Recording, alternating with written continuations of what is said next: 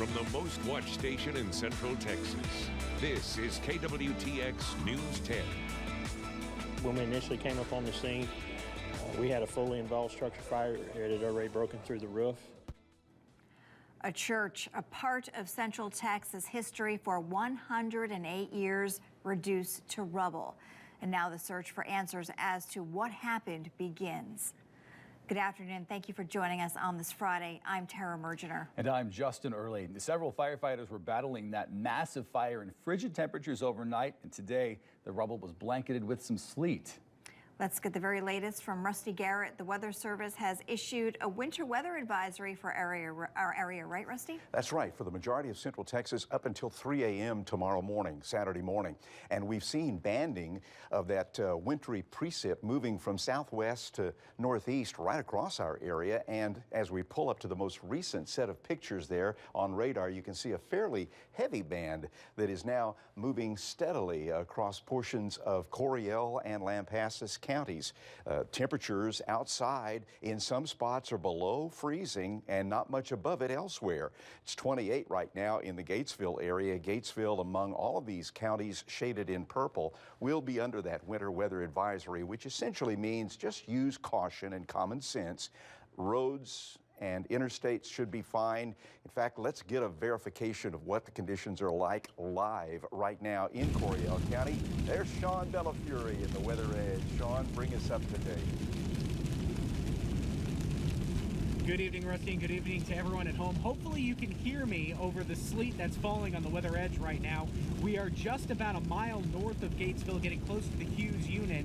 And as you saw on Doppler 10 radar just a moment ago, we are in the heaviest cell of sleet right now across the entirety of Central Texas. I'm going to switch it to our forward-facing camera. You can see the sleet starting to accumulate on our windshield, and this sleet is now coming down very steadily in the northern portions of Gatesville and central Coryell County. As we continue to drive so far, we are not seeing any issues on the roads. The roads are a little bit slick wetness-wise. We just took the ground temperature, and that ground temperature is about 36 degrees. So none of this precipitation is sticking to the ground, at least sticking to the roads right now. But it looks like on the Weather Edge, we're at 31 degrees for an air temperature, dew point of 25. So all that dry air that we had in the afternoon is starting to get eroded away. And of course, you can see and you can hear the sleet is still coming down here in central Coryell County. We'll have another report live from the Weather Edge coming up at 6 o'clock tonight. For now, Rusty, back to you. Good job. Thank you, Sean Bellafury. Well, our temperatures as we go hour by hour are going to remain pretty close to the freezing mark right through the early morning hours of Saturday. At least the winds won't be too strong. And if you've got to venture out tonight, just be cautious. The sublimation of that frozen precip will just turn to more or less water and liquid on the road surfaces. For that alone, you'll need to use some caution. And we'll have more about the weather coming up in just a few minutes. Rusty, thank you. An historical Central Texas church reduced to a charred pile of debris and ash. The loss of the century-old structure has left the community of Moorville truly in shock. News 10's John Carroll was in Moorville much of the day. He's here now. John, what an emotional time for these folks. You are exactly right, Tara. People outside of the burned-down Moorville United Methodist Church in Falls County today were in tears, many stopping by to take photographs of the building that was known as the Shining Light on the Hill, the heart of this community. Flames were still spotted as experts combed through the fire. The fire was reported on the Chilton Volunteer Fire Department last night around 10:30. When the first responders arrived on scene, the church was fully engulfed. Seven different fire departments fought the blaze in bitter cold, but it was too late. All was lost. The 108-year-old building had burned to the ground. Chilton Volunteer Fire Department Chief Rodney Hall said they called all the help in they could get, but the windswept fire had done its damage. Now, Hall says it's up to investigators to find out what caused this fire. Right now, the State Fire Marshal is investigating the cause. There is not a cause determined at this point. Right now, it's unknown. They will continue their investigation, go back to office, put everything they need to together, and hopefully have a report. So how will the members of the Moorville United Methodist Church respond to this tragedy? I talked with church historian 81-year-old Ann Phelps, who has had 8 generations of her family attend that building. Coming up at 6, the emotional interview on reflecting over the past and what's in store for the future for this small country church. Still, in the midst of this loss, the church's fellowship hall remains intact, so members can meet there until they rebuild. The church is between Chilton and Bruce Valetti. Amazingly today, even while firefighters were finishing putting out the fire this morning, church members worked in the kitchen of the fellowship hall to continue their ministry. All of their Meals on Wheels to the elderly were still delivered on time. A testimony to an already resilient church. Reporting live in the studio, John Carroll, KWTX News 10. Committed to their community. John, thank you. Well, firefighters across Central Texas have been busy battling house fires, too. This fire happened in Waco last night at Harlem Avenue in Preston. The homeowner says he left for about an hour and saw the flames. When he got back, no one got hurt, but the house is heavily damaged. Investigators are trying to determine the cause. And around the same time in Harker Heights, a house under construction burns on Rocky Ridge Trail. That fire was out in about an hour. The man accused of killing a pair of longtime Temple friends says he's innocent.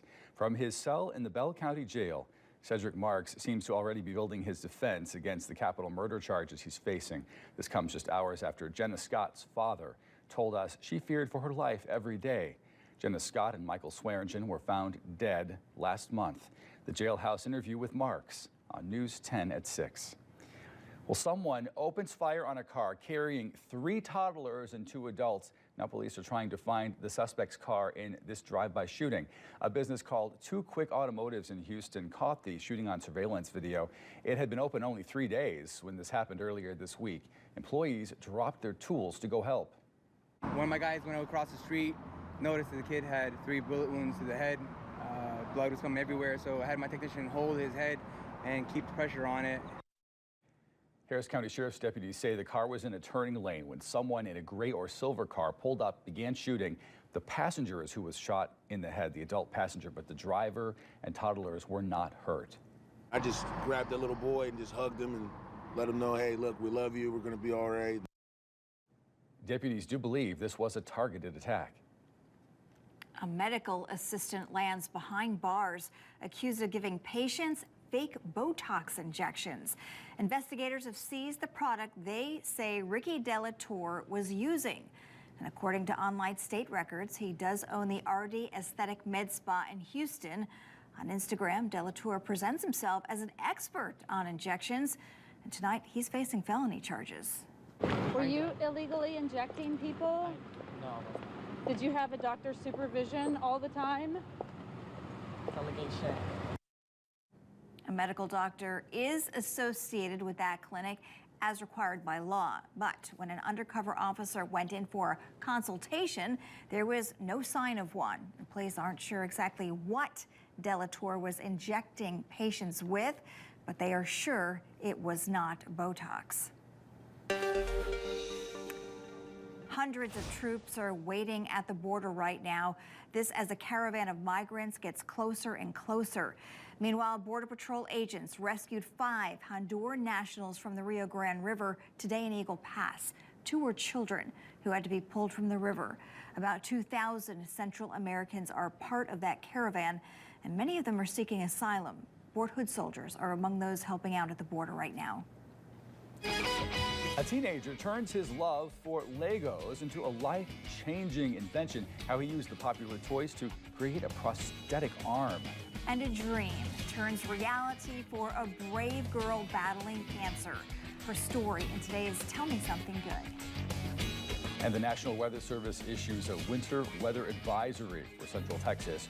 Rusty will show us what we can expect this weekend. And for the latest on the stories we just told you about and so much more, KWTX.com. Do you need to fill up your tank? Here are some of the lowest gas prices across Central Texas tonight. We'll be right back.